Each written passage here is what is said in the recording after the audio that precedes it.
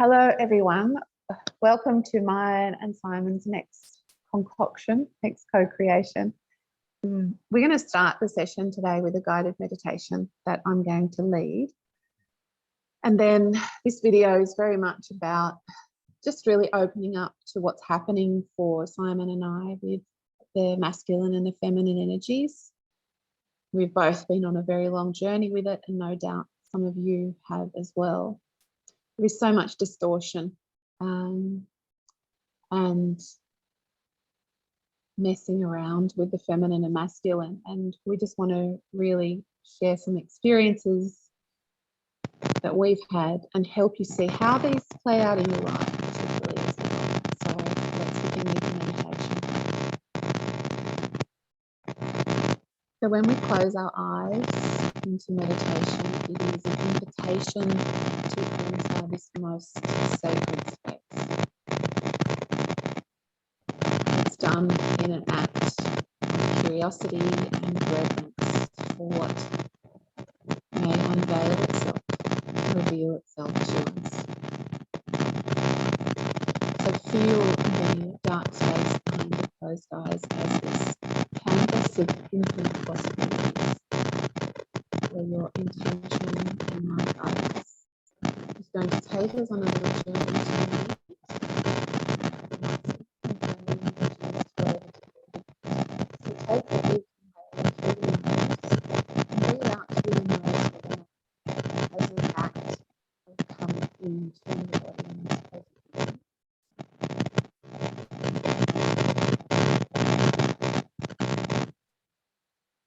Feel your attention and your energy, all the ways it has been spread out into the world this day. Feel all of that start to be drawn lovingly back into the space that you take up here on this seat or laying down.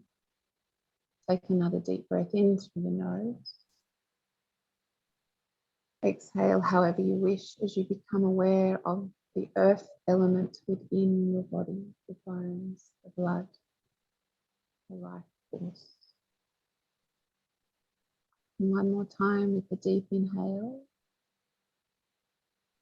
Hold at the top of the inhale, presence coming in through the crown, and exhale, releasing into this moment now. And imagine yourself standing in an open space, and you are in the center of this space.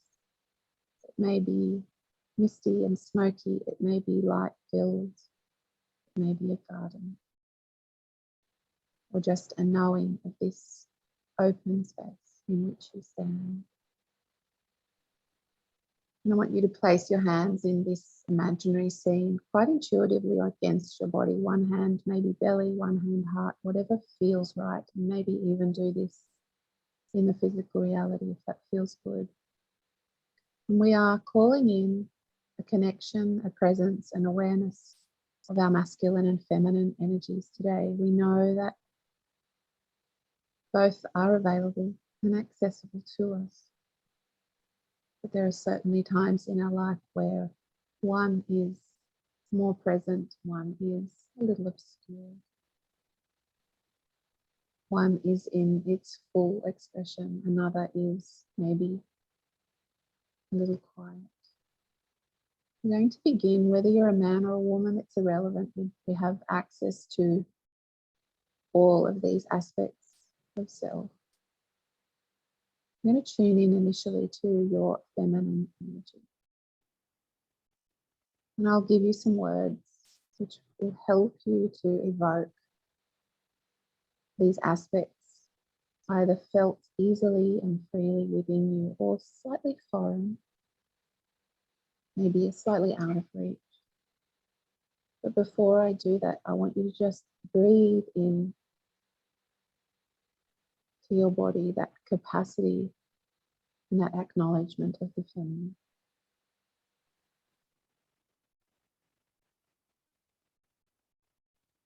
And the words that I will share with you are nurturing, .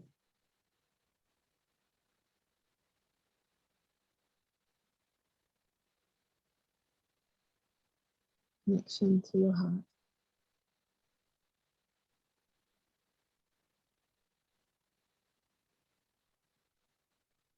Free flowing energy.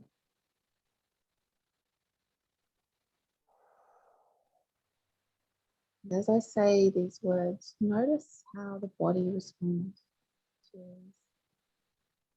Where in the body do you feel them, or in your field of energy? And that feminine presence is the capacity to hold space, to nurture, to be in tune with the feelings of others.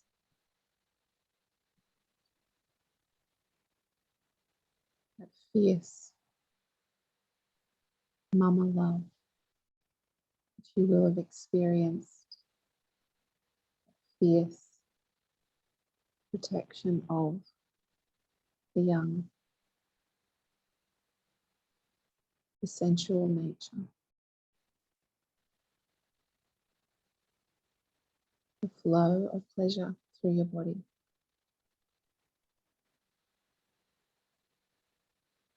Now notice for yourself, is this energy easily accessible? Does it reside within your body? Does it hover around you? Can you even perhaps start to feel the feminine energy in your body and curious about how it moves your body? Or is there a freezing, a disconnection, an ambivalence?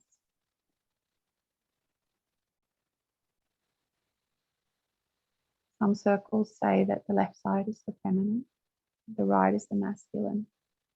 For you, that may resonate.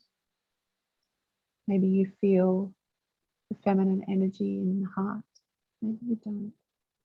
It's just a little inquiry for you. So now, before we move to the masculine, I'd like you to ask your feminine energy to sit in witnessing, to be there in her full feminine presence that you're able to tune into in this moment. Like the water that flows down the river and takes the shape of the river, adapting, changing, in receivership, in response to what's needed.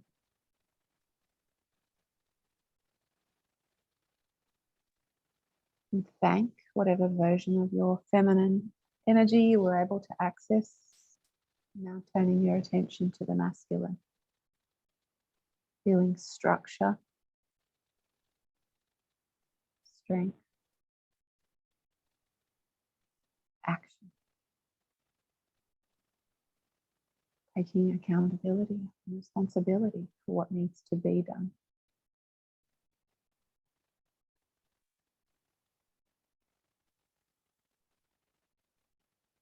How does your body respond to the invitation? Do you feel any sort of change in the way your body breathes, the way you hold yourself? For me, I feel my diaphragm expand and my chest lift just a little, meeting, allowing this masculine energy to come to me.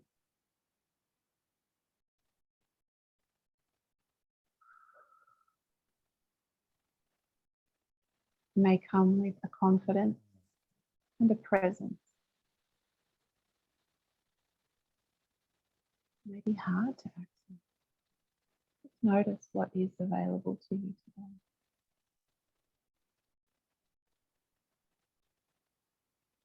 Where in your body do you feel the presence of the masculine energy? That container. It's like the feminine is all the weather patterns and the masculine is the universe that holds it all.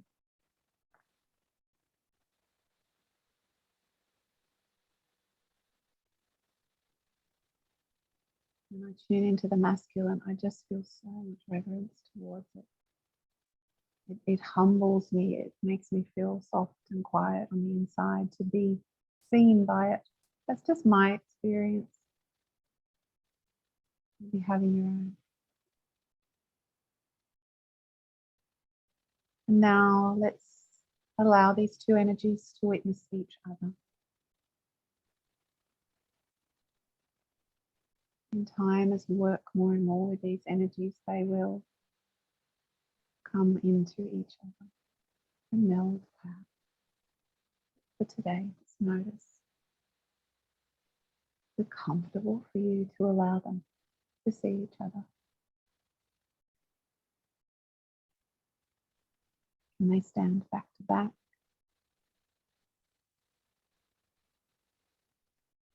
Notice what happens within you as you invite these energies. Maybe they can stand, palms touching.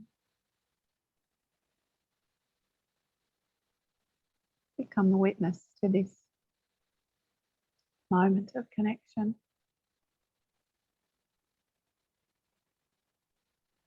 I'll be silent for a little while as you allow them both to be seen and begin to interact.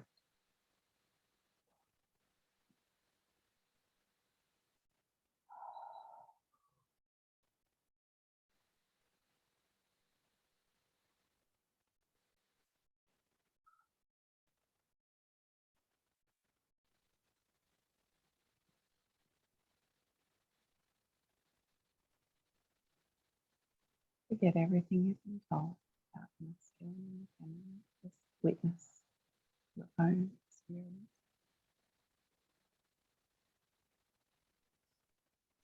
Maybe one needs some support from the other. Maybe one needs to be patient and wait for the other. Maybe their energies are dancing together. With your heart open.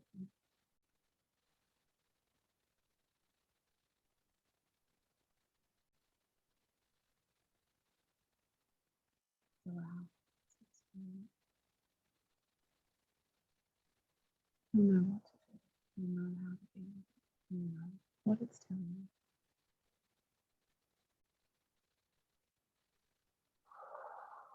Gradually, now allowing this immersion to come to a natural end. And internally or out loud saying what needs to be said between the two.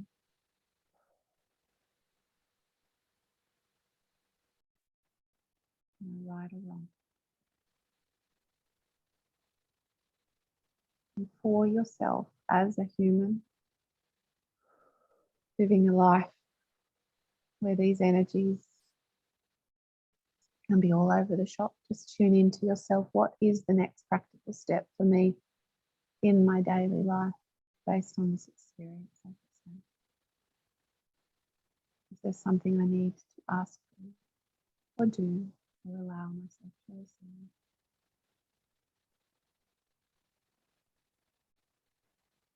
Take a big breath in and sigh it out, however you need.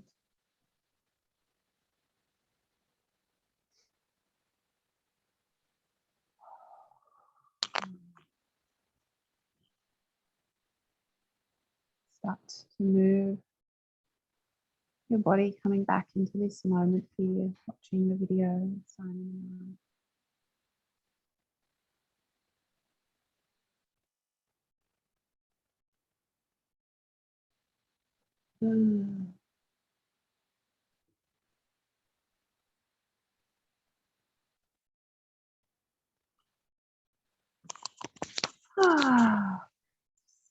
So for me, those meditations are always such a visceral experience. It's like they both just want to inhabit my heart, it's like they just want to, this has come from many years of being present to these energies.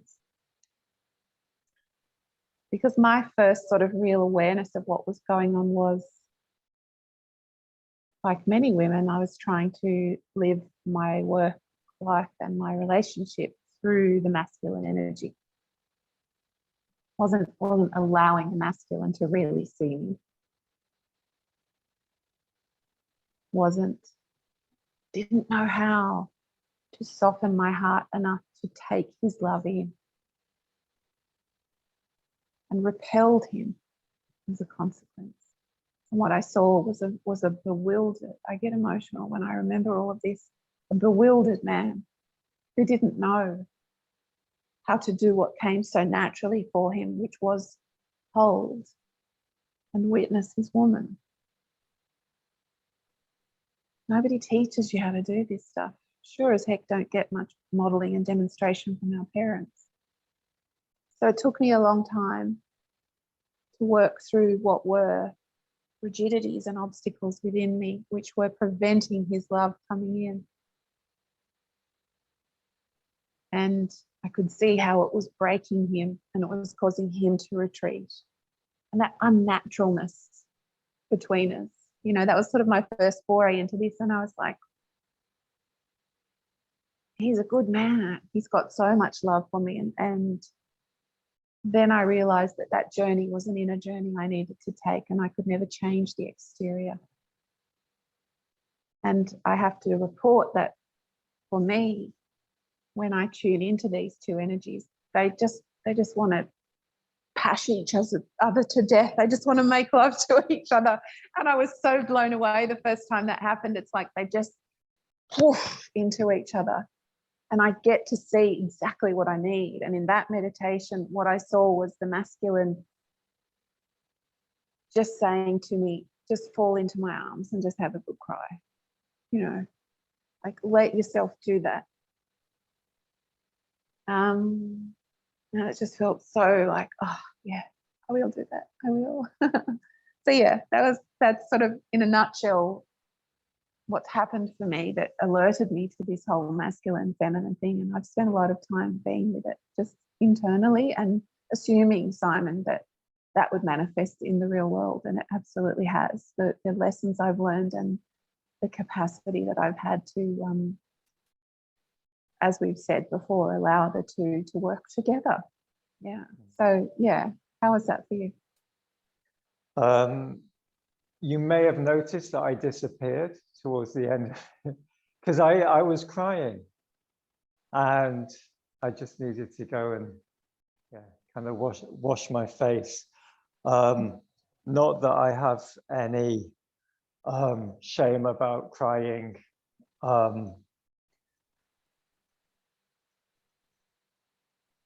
And that's something that I guess I would like to talk about in this conversation. But yeah, just about that meditation. So I find it very easy to connect with my heart. I always have, and I did at the beginning of the meditation. And then it was very curious, as soon as we started to focus more into the masculine energy, I started to get lower back pain, which is something that I do struggle with at time to time. And it feels like, and this is something that it has become a distortion, I think, in the masculine, is that being that responsibility to kind of be the provider and to support the family and everything. And as soon as I got into that energy, I get that lower back pain. Mm-hmm. And then when you invited us to kind of bring those energies together, I just started dancing in my chair. I was just started moving. And it's that Kundalini energy, isn't it? I've done a lot of tantric practices over the last kind of 15 years or so. So I got into, after I really started to awaken, quite soon after that, because I was living in Brighton and there's a big tantric community down there, and in England, and I kind of came across this. So I started to I did quite a lot of retreats, tantric retreats, and spent a lot of time with the tantric communities down there. So, and that was an amazing experience, and that really started to bring my awareness into this polarity between the masculine and the feminine, and how we can potentially kind of bring those polarities together into unity within ourselves individually. And I think a lot of people, when they think of Tantra, maybe aren't necessarily aware of or have an understanding of what it's about, and they think it's just kind of about sex and stuff. But I did before I started. But no, me too. That's all I really know about it. Yeah, which it's probably not even accurate, right? No. I mean, there are more advanced tantric practices where you kind of work with a partner, and we did do those. But before you can even start that, you have to really integrate these two polarities. And I think this is what you're talking about as well too in your own personal journey, that until you did that, you haven't been able to manifest the divine masculine to meet you as the divine feminine, you know?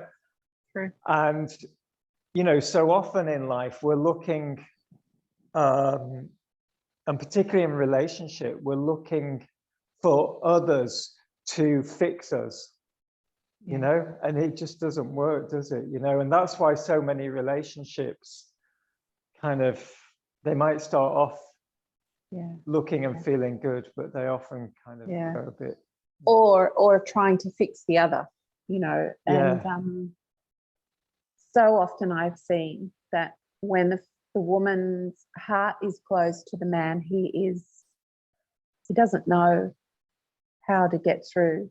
And I've seen that pain in men, and it's broken my heart that women have built up such a hard exterior. And unfortunately, there's this brainwashing about independent woman, and all that feminism bullshit has got a lot to answer for. I have friends my age like, I don't need a man. Maybe you don't need a man in your world to put money in your bank account, but you need the masculine. We can only truly open up to the fullness of our divine nature, I believe, when we allow ourselves to be held by that masculine energy and to work with our feminine in ourselves primarily. I once went on a retreat, and my husband was brave enough to come and was Shiva Chakra. I can't hear you too well. Oh, okay. Time to time. I don't know. That's better. Okay. Turn it up to max. There we go. That's okay, yeah. Right. And this is an interesting way to look at from a yogic perspective. Shiva being the stillness and the universe, and Shakti being their free-flowing energy. And this just came to me while you were talking. We stood in a circle, and this was by the end of the weekend when the men were kind of getting used to this whole archetypal energy, because it freaks them out at the beginning, and the women are all like so into it because we've been doing these rewilding retreats forever, and then we invite the men in. The Shakti energy stood in the middle on the rug, and all of the men stood in a circle around us. And the imagery was, you are the oak tree, and this is the Shakti energy, and you're going to witness it. And we just unleashed our joy, our movement. We let that Kundalini move through us, and to have the men stand in this circle, and they were all the partners of all the women. It wasn't like we didn't, you know, Joe from Woolies came down and joined the circle. There were relationships there. I have to tell you, it was one of the most fucking freeing things to let the feminine be fully seen by a masculine. And the feedback that came after that circle, like the men were sobbing to get what they call that privilege to see their women fully open, not holding back, not trying to maneuver them into, you know, putting the bins out on Tuesday night, not trying to get them to come home earlier from work, but really, and that to me was the epitome of when we can see those different energies and we open ourselves enough to be seen in that, the other responds so naturally, so beautifully. It's like sunshine and rain. It's like the two need each other, and we've been cut off, haven't we, from our feminine or from our masculine so much. And it literally hurts my heart to see women manipulating men gaslighting and dominating women, but there's so much distortion out there, isn't there? And imagine if everyone could feel like us and let the two dance within us. Like, to me, that'd be awesome. Like hot showers for everyone. If everyone could have a hot shower every night, the world would be a better place. No, it would. I mean, it would heal the world overnight. Yeah. It really, really would. And yeah, just before, when we were talking about how we often we bring ourselves broken into a relationship, you know, hoping that that relationship or the other is going to fix us in some way. And this is something that when I'm teaching Reiki and energy healing and teaching about the chakras,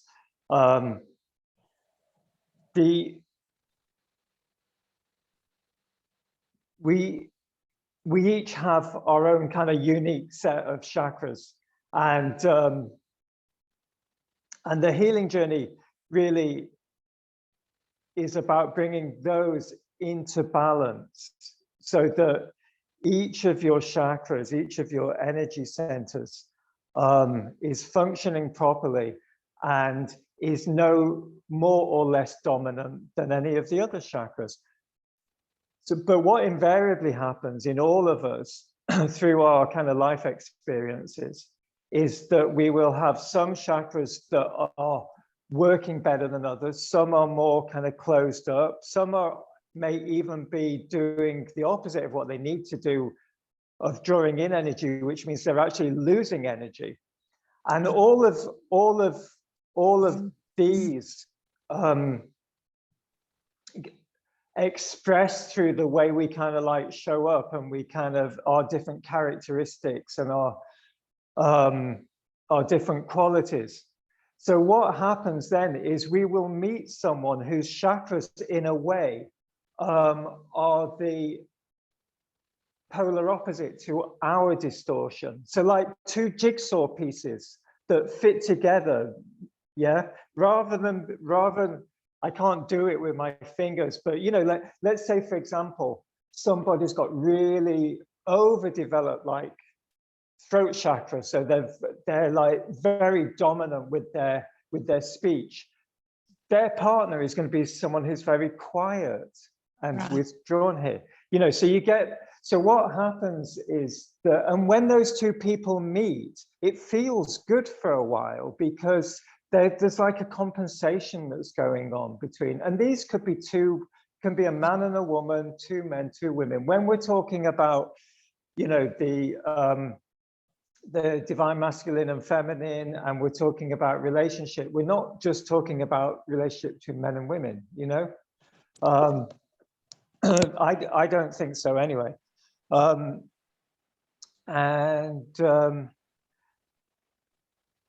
then what happens is we heal and those chakras come into balance. If the other person's not healing as well, then they'll start to mismatch. They won't be fitting together as they used to be, you know, and then that relationship is no longer going to work. Or, and this often happens as well, is that they'll just kind of, that relationship will stay in its kind of, it'll functional but distorted and functional, you know, and you see that a lot in relationships as well. But yeah, absolutely. yeah. So sorry, Mel. So, you know, really, but if we come into relationship when we've done that healing, then we're going to naturally resonate and, you know, match someone who has also done that healing, you know, and then you get that, then you get the divine union, you know, and then that's when the Kundalini energy of both the masculine, of both individuals starts to actually weave together, you know, and this is what in the tantric practices, this is what we kind of work on as well too, is like weaving that Kundalini energy together and bringing the balance of the polarities between that union. And that's just amazing when that happens. It's just incredible. I look forward to that happening to me one day. So much of this has been like my personal experience, then a little bit in my marriage. One of the things that we were encouraged to do when it became plainly obvious that I was living in my masculine and my husband was in the feminine in response to my overbearing masculine, was to create a little exercise where it was like it was like he was the captain and I was going to experience following some direction from him. And it was just a way for me to step back from the masculine and receive and follow guidance from him. I mean, I knew this was an issue on our wedding day when I just kept trying to lead the wedding dance. Like, no, you go this way, like the perfect epitome, you know, you're supposed to let the man lead when you dance, like that kind of dancing, Mel. And in that exercise, he stepped into his masculine and would say something very simple like, get me a glass of water. And the difficulty that I had in saying, would you say please? Like all of this stuff about just fucking following guidance, receiving from him. And I thought, wow, there's so much stuff in me here, you know. And if you can't allow yourself as a woman to follow that, to have the man's divine, loving presence and strength and submit, for want of a better word, and just like receive his strength, you're closed against it, you know, and you get these two pushing up against each other, and you see it in couples. One of the big things I promised myself when I entered a new relationship was I have to let myself be seen in my feminine softness. If I can't do it in this relationship, then I've learned nothing. And for me, Simon, that's as simple as not stifling my crying when I'm with my man. Like not changing the way, you know how we can kind of inhibit the way we cry and whether it gets loud and snotty, like we can kind of hold it in. I was like, I'm going to this man is just going to have to learn to hold me in letting my emotions be seen. That was a major step forward for me. So that was me enacting in the everyday, allowing my feminine nature to be seen, thereby, and he and I have discussed this, giving him the opportunity to step in as that silent, full presence, to hold me in that. And I had to teach him, you don't need to say anything, you don't need to fix anything, you just need to be that solid warmth that I can lean into and let myself, and do you know that just letting myself do that, it's so freeing, isn't it, when we really just like let ourselves be in that. Have you got sort of any experiences with your life? And I know the masculine for you has had some issues here and there. Like how do you play with it in your everyday? Yeah, I mean, for me, growing up, I was very confused about what being a man is. And I don't think I'm alone in that. And, you know, I went to an all-boys school with all male teachers, and it was brutal. It was really, it was a really brutal experience. And that was like, had a big influence for me on what, or that, you know, those were the, what's the right words? I guess the kind of role models of the masculine were these bullish teachers, you know, and this extremely competitive environment with other boys. Competitive, not just academically, but physically as well, complete suppression of emotions and everything.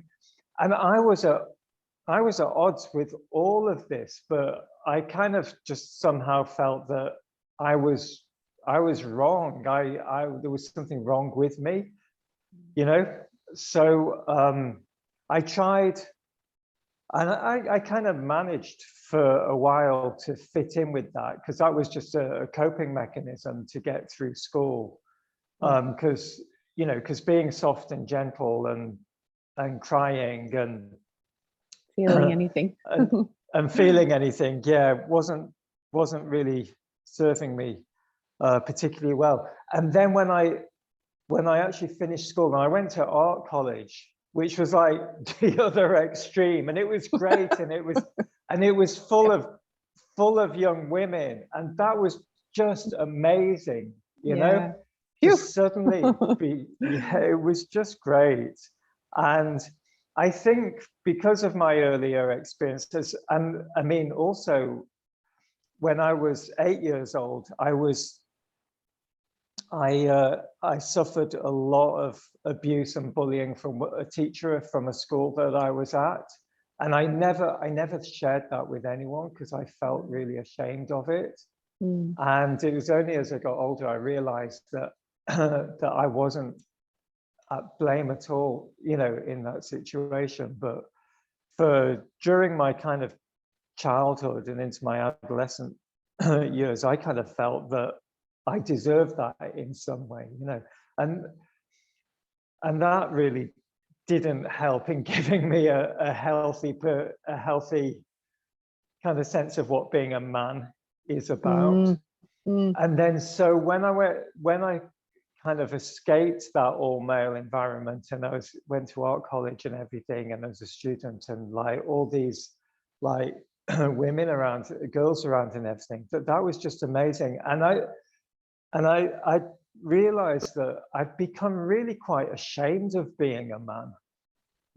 And that is something that has come up for me several times over the years, and just recently. I was just sharing with you before we recorded how the last kind of about 4 months have been extremely intense, and like a really intense kind of healing period. That is something that's come up again for me, is this just kind of shame around being a man. And I don't think it's just me personally. I think this is something that a lot of men carry, because men have really perpetrated a lot of atrocities against each other, against women, against children, as that's being increasingly revealed over the last couple of years. I think we've always been aware of it, but not to the extent that it's going on. And there are kind of, you know, females involved in these, you know, but predominantly it is men that are, you know, the perpetrators of this. And that also kind of brings me to another aspect of being a man, which is totally distorted and has been for me in my life, which is around sex and our sexuality. Absolutely no guidance at all how to I need to just Take a moment. yeah, Yep. take a moment here, because just talking about this stuff really kind of brings up so much stuff. Yeah, just around sex. I mean, we're not taught in, or I certainly wasn't, I don't think many men are really taught how to express their sexuality in a, what's the right word? In any way that has any real deep meaning or respect, or, you know, and we, and our sexual energy as men is really our life force energy. It really, really is. And I only really came to understand that in my kind of by my mid 40s, like 12 years ago or something like that, and realized how much of that kind of energy I just completely wasted in my life, you know? Yeah. So to anyone who's listening to it, and this is something that I really do like to teach with the with the men that I work with, is the importance of doing this and conserving that energy. And I don't want to get vulgar, but not just kind of wasting it, just spurting it all over the place kind of thing, you know? It's really, really, really, really important. Yeah. That is, I don't know if I'm answering the question. I feel like I'm going all over the place with this answer, but these are just some of the things that are kind of coming up for me right now. And so just really learn. I don't know, sorry, I don't know if it's any help, but we haven't been taught particularly about sexuality from a loving place either. You kind of just stumble upon it. One of the big things that I think for women is in that connection with their partner is all of this distortion around our bodies. And another thing that I've been playing with and I've learned is to have, like, there's so many women I know that's like, I don't let my partner sit, like I want to be under the covers, like I've got lumpy bits and all that. In my power, in the last couple of years in my new relationship, I have experimented with literally from within, fueling my moments of being seen from a place of softness and sensuality. And when you can cultivate that within yourself, it becomes a felt experience in that intimacy container. And the man, like, you just see him melt when you allow yourself to just be in your softness, to feel your femininity, to wear the things that make you feel that, and to not be embarrassed by it. You see the presence, the adoration. And he doesn't need a size 12 perfect body. He, like, you literally see the masculine fall at the knees of the feminine, who is almost ripe and soft and open in her contact with him. And they can't help but respond in a natural, matching, beautiful way in the right container. So I really encourage women, you know, like, think the things, feel the things, wear the things that make you feel soft and feminine.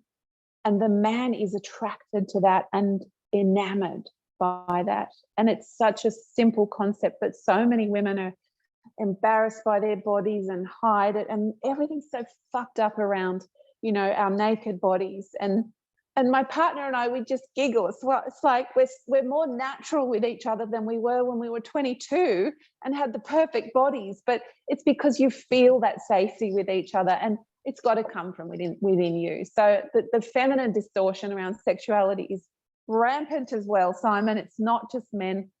No one ever makes it a safe place to talk about sex without it being embarrassing, and especially from your culture. Like, gosh, the poor old British. I don't know how they even end up making babies. It's such, don't talk about it. We're probably not much better here in Australia, but it's, you know, it's in my mission statement of my life to practice in the right circumstances that softness and that femininity. And the man doesn't have to think, what do I do with this? There is this naturalness that comes with responding to the feminine, right?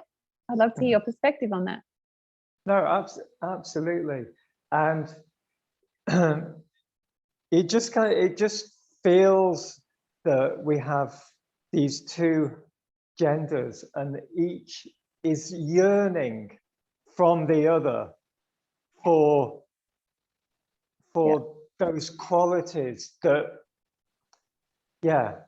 and there just needs to be just, if both can just let down their kind of guard and just allow that, because, you know, what you yearn for as a woman is what we as men, what we yearn to be able to be, and what you yearn to be is what we yearn to have in a woman, you know. And so I remember the first tantric retreat that I went on,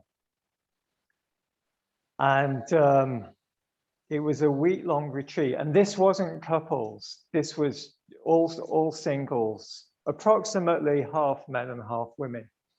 And we did a ceremony near the end of the week. So we've been doing a lot of exercises during the week to prepare for this. But it was a ceremony in which all the women, and I can't remember if the women were naked. I think they were. But the men came into the women. I think they were in circle, and the men came into the room one by one naked, and I've never done that before. Wow, I was so scared. It was one of the scariest things that I'd ever had to do. And then we each just went and stood opposite one woman in a concentric circle, and that woman just, I can't remember exactly what we did, but just kind of bowed down to us and laid some flowers at our feet or something along those lines.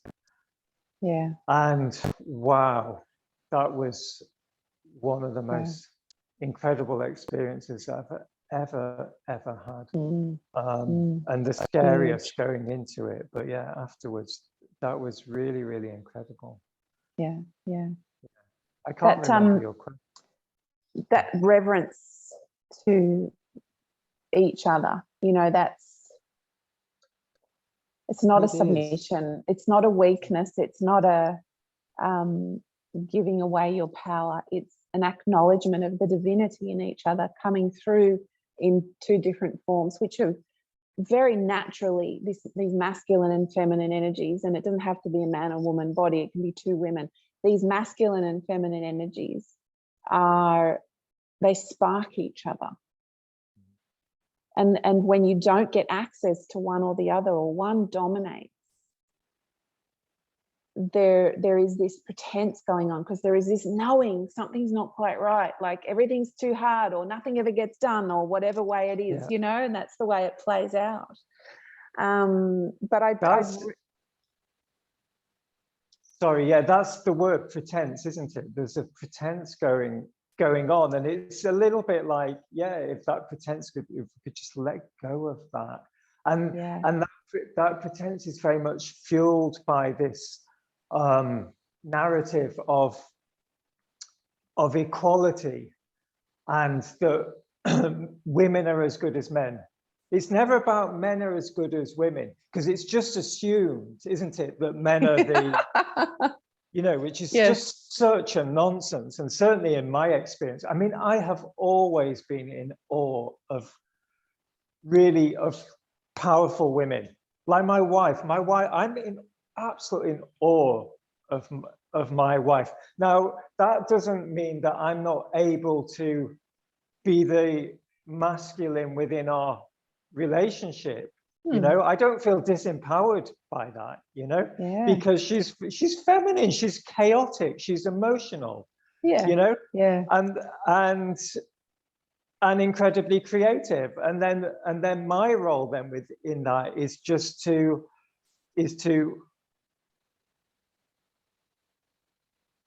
be present while she's being that, and and keep us on track, you know, Yeah. and to make things make sure Happen. that things actually happen. Yeah. You know? Yeah. And Beautiful. that's how interplay. that's how that kind of dance plays out in our life. But yeah, I think for both genders, for a very long time, for many generations, you know, yeah, it's been seen as a weakness if we can't do what the other gender can do. Yeah. You know? Yeah. I love that word awe, because what you see in that feminine, in her power and her capacity, is a desire to bring that other element to it that she needs, and it happens so innately and so intuitively, doesn't it? You know, and when I see my man go too much into his thinking and his logic, and you know, like, I get to step in and offer some small gesture like admiration or softness or appreciation for him. And it's not complicated. These are such simple little things that we can give each other in that moment. And I find it a playground of adventure, Simon, because I have done so much of that reclamation within me. Now I get this real live man to play around with and to experiment with the impact of surrendering to my feminine, or when I need to, stepping into my masculine and seeing how he responds. And that's relationship. That's a real fucking relationship. You know, I bet we both know relationships where the woman is bossy and domineering and the man retreats and hardly says anything, or the man is bullish and the woman is conniving and manipulative behind the scenes. Like, all of these messy things often come down to, you know, this misunderstanding of how harmonious it can be when we allow ourselves to naturally fall into these different roles. Yeah, it's very messy, but when it works well, it's beautiful, and it's what I call a real relationship. So I'm really pleased to hear that you have that in yours. Yeah, it's wonderful. I do, but you know, there's been some messy relationships along the way. Oh, we all have to experiment and fuck it up to know, oh, that's not it. Okay, that's not it. No, I'm not up for that. That's for sure. Yeah. And, you know, I mean, there's been a lot of talk over the last few years of ascension symptoms, and I do, and this ascension process that we're going through, and for me, it's a very real thing.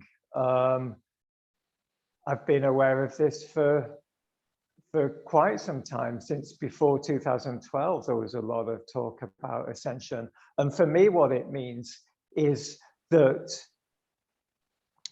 as a species, we are upgrading, we're getting into higher vibrations of being. And, you know, the planet that we're on is going through the same process. And that if we are holding on to any densities, you know, whether those be in our physical bodies through being very toxic, or whether that's emotionally, the traumas that we're holding, or mentally, the stuff that we're holding on to, then as that vibration rises, then we're going to struggle, because we're just being, it's being demanded that we let go of those. But if you've been doing the work, then those ascension symptoms, as they're being called, are fewer. And what we're talking about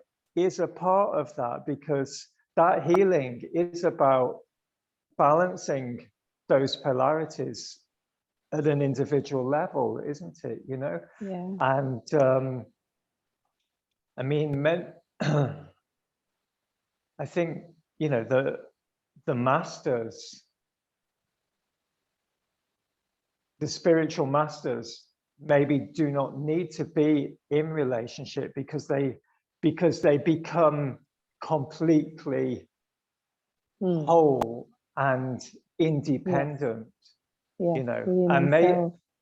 yeah, and when we look at those kind of like sci-fi visions of the future where we're almost androgynous, maybe we do become like that, but it's not in the way that I feel that that's being manipulated at the moment, like this whole kind of gender stuff that's going on over the last few generations. Yeah, me too. I can't believe that's got some of that stuff. I mean, No. talk about like Oh man, manipulation and distortion and absolutely. getting ugly. Yeah, that's really really concerning, isn't it? You know. Yeah. Which gives us even more cause, Simon. I think, you know, I really get and know in the fiber of my body now that the work that we do as an individual is what we are solely responsible for. So knowing that these distortions are becoming more and more obvious, and, you know, really unpleasant things are being taught to little kids in school and stuff, it gives us even more cause to ground ourselves into this union, this knowing that the efforts to change, manipulate and distort are in fear of, are an effort to pull us away from our innate wholeness that we do have when we can allow these energies to work together. And for me, that's why it's so important for people to start to tap into what's going on for them. Because as a woman, I cannot afford to go around being pissed off with men for fucking everything up because they've had all the privileged positions, the powerful stuff. That feeds that distortion and that anger. So again, another working surface for me to retreat from that and come into my own practices where I can have reverence for the divine masculine that struggles to be seen. And I just want to end this conversation with honoring the masculine energy that has been so heavily messed with and so distorted. And there's so much anger from so many women towards men collectively, which is not what it is all about. I look at men and I see the little boy in them. I see the 8-year-old boy that never got that hug or that reassurance. And you've outlined your experiences of school. I mean, that is so wrong for young men, boys growing up to have that, you know, shamed and demonized. That fucks society up right royally. So I just want to acknowledge that it can't be easy to try and be what I call a good man in these times. But your vibration and your intention is felt by women that see it. And it more than makes up for that bullshit out there, because none of that's real. It's all a show and a movie. So keep fighting that good fight, Simon, and I will keep fighting the good fight, letting the feminine be held by the masculine, not trying to control it, and furthering the cause. So yeah, I just wanted to say that as we wrap up. What would you like to sort of end with? I would, well, as I say, what has been coming up recently for me is shame and guilt around not necessarily specifically what I have perpetrated in my life, although I've been far from a divine man my whole life, but also, you know, for the collective of the masculine, you know, as I said before, we've we've become very distorted, and we've perpetrated some terrible crimes, but we need to forgive ourselves. We need to forgive ourselves, you know, and that is my message there, really, to the men out there, is that we need to just really start forgiving ourselves and ask forgiveness. Part of repenting is asking forgiveness, you know, and whether there's a woman in your life that you need to ask forgiveness to for the way that you've behaved as a man through your ignorance and your conditioning, or whether it's just something you do privately, you can write it on a piece of paper and burn that piece of paper. It doesn't need to be, you know, and you can do that on behalf of yourself, of your bloodline, of the collective, you know. The future. Yeah, so I would say that would be a good move forward, you know, and you know, and we just get into our hearts, don't we? We need to just get Funny, I just put my hand to my heart just before you said that. Same. All right, let's just end this call as we started, Simon, with dropping into our hearts and recognizing the divine feminine that is evident or is yearning to feel safe enough to be evident in ourselves and others, and honoring the divine masculine who also yearns to be given that opportunity to be trusted enough to step forth. And may the two find each other in many moments in the hearts of us all. Thank you. Aho. Thank you, everyone. Thank you, Simon. Always a pleasure. Bye for now. Yes. Bye, everyone.